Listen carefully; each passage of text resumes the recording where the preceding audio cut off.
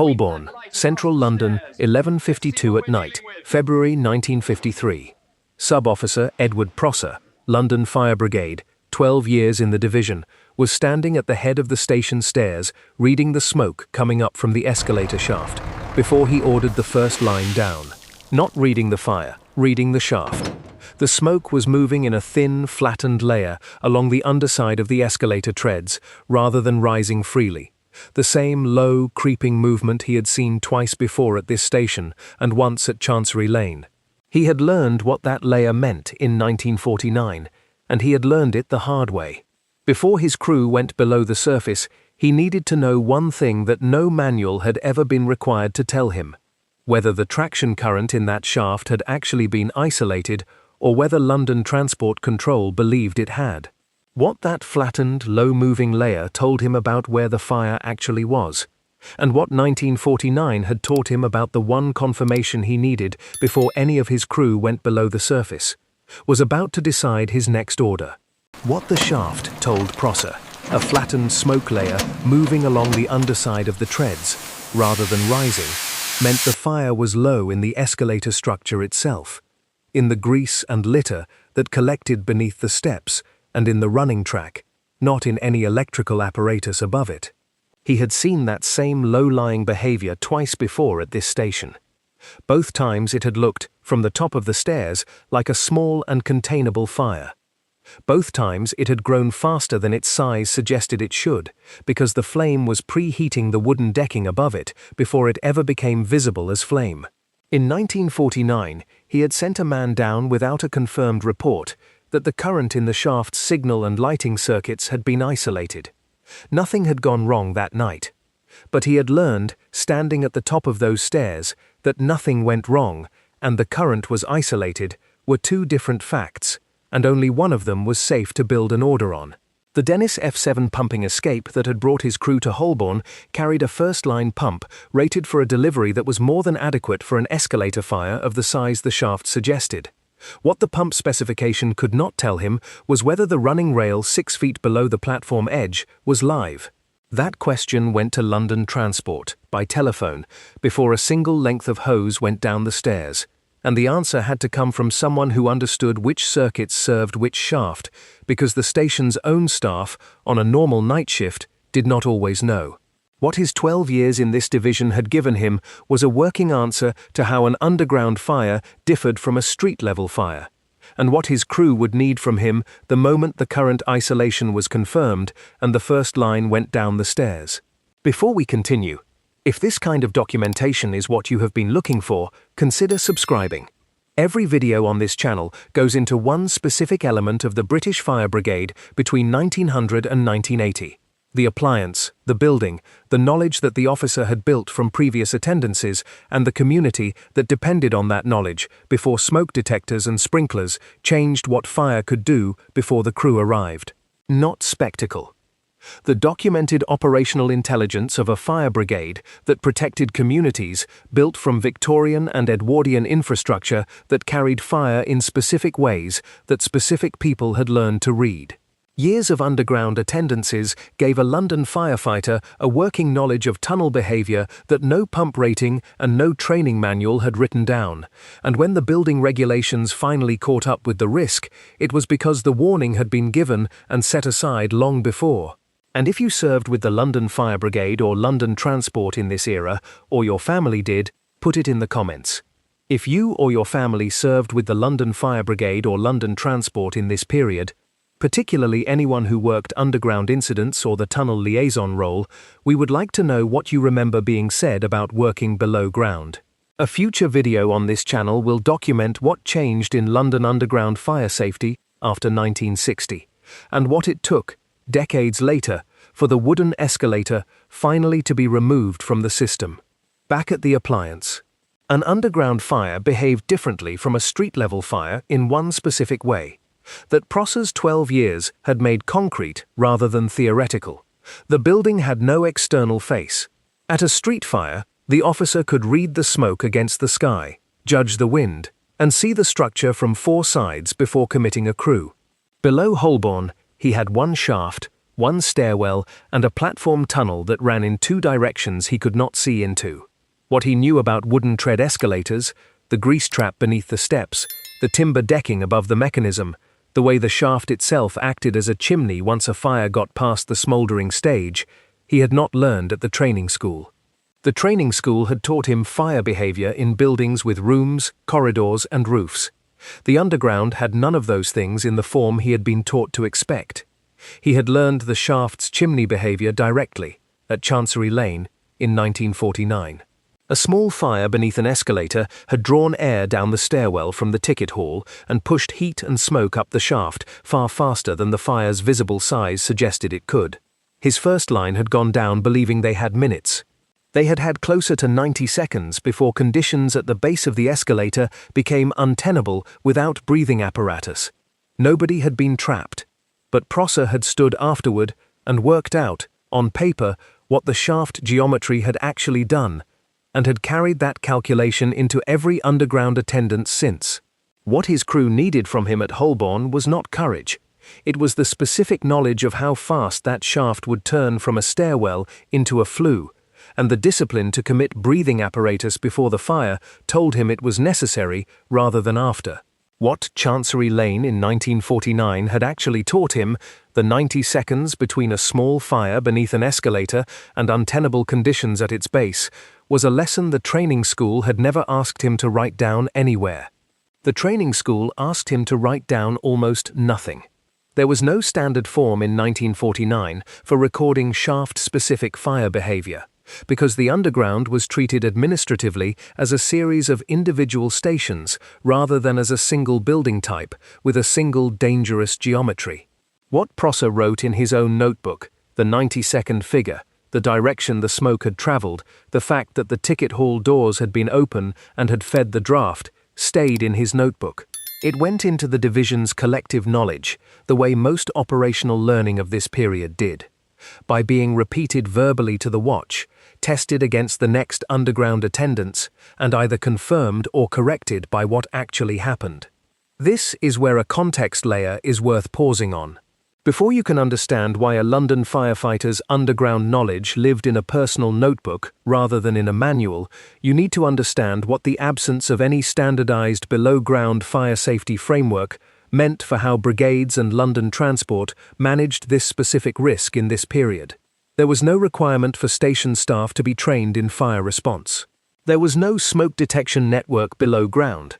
There was no wooden escalator replacement program because the wooden escalator was not yet officially treated as the fire risk that its documented behavior, the grease accumulation, the preheating of the decking, the chimney effect of the shaft, already showed it to be. The knowledge that existed about how these fires behaved existed almost entirely in the men who had attended them, division by division, station by station, and it left the service when they did. What that cost, in practical terms, was a question the underground itself had not fully answered: how much it actually understood about the fire risk sitting beneath its own stations. What the underground itself understood about the risk beneath its own stations was, in this period, mixed and largely unwritten into any enforceable regulation. The wooden tread escalator was not a secret hazard. Grease and litter accumulation beneath the steps, and the timber decking that carried it, were physical facts of every escalator on the network, and station staff who worked those machines daily knew the debris built up because they occasionally had to clear it. What did not exist was a formal recognition, backed by a replacement program or a mandated cleaning and inspection regime, that this accumulation constituted a fire risk serious enough to justify the cost of changing the equipment. That recognition, when it eventually came from outside this period entirely, from a single catastrophic fire, decades later, that this channel will document separately when it examines what changed on the underground after 1960. For Prosser's crew at Holborn in 1953, this meant the practical margin of safety in an escalator fire was not the equipment or the regulation. It was the officer's own accumulated knowledge of exactly this fire type. How fast the grease trap would give way to full timber involvement, how the shaft's own geometry would accelerate that process once the smoke stopped moving low and slow and began to lift, and the discipline to pull his crew back to the ticket hall the moment that shift happened, rather than a moment after. The Central Line's own documented history in this decade shows what happened when that margin was not enough. An electrical short-circuit fire on rolling stock caused one death in 1958, and a fire of similar character caused none in 1960. The same underlying electrical risk, two different outcomes, separated by whatever specific combination of timing, ventilation, and crew knowledge happened to be present on each night. A night like Holborn in 1953 meant something specific for the ordinary passengers who used that station every day. And it said something about what the Underground actually represented to the people whose working lives depended on it running without interruption. For the people who used Holborn Station every working day, the Underground was not an infrastructure system.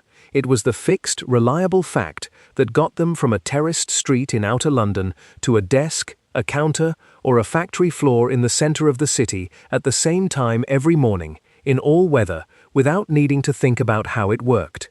A fire below ground, even a contained one, broke that fact in a way that a fire in a warehouse or a mill did not break anything for the people who were not employed there. When smoke was reported at Holborn on a February night in 1953, the practical effect within hours was a closed station, a diverted service, and several hundred commuters the following morning finding a different, longer, colder route into the same jobs they had reached in 15 minutes the day before. This is the second context layer worth pausing on. Before you can understand what a station closure meant economically in this period, you need to understand what London's daily commuter economy had come to depend on by the 1950s. A network that was already 80 years old at its core, carrying millions of passenger journeys a day, with no meaningful alternative for most of those journeys at street level.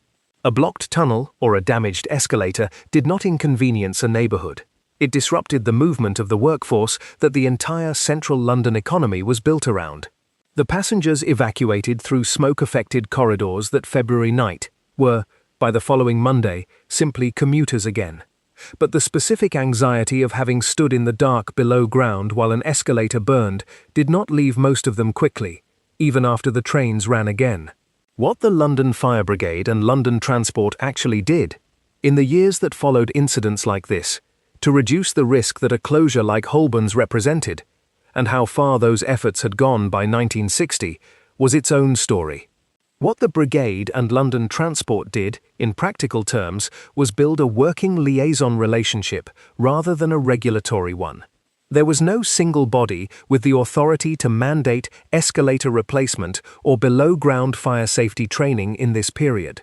So the improvements that did happen were operational, negotiated station by station and division by division. London Fire Brigade officers with underground experience, men like Prosser, became informal points of contact that London Transport Station staff would ask for by name when a fault or a smell of hot electrical insulation was reported and staff were unsure whether to call the brigade at all. That informal relationship was itself a form of infrastructure, unrecorded, unbudgeted, and entirely dependent on the specific officers who held it. Tunnel ventilation and ad hoc smoke-clearing arrangements improved gradually across the 1950s at some stations, driven less by central policy than by the accumulated experience of individual incidents like the one at Holborn.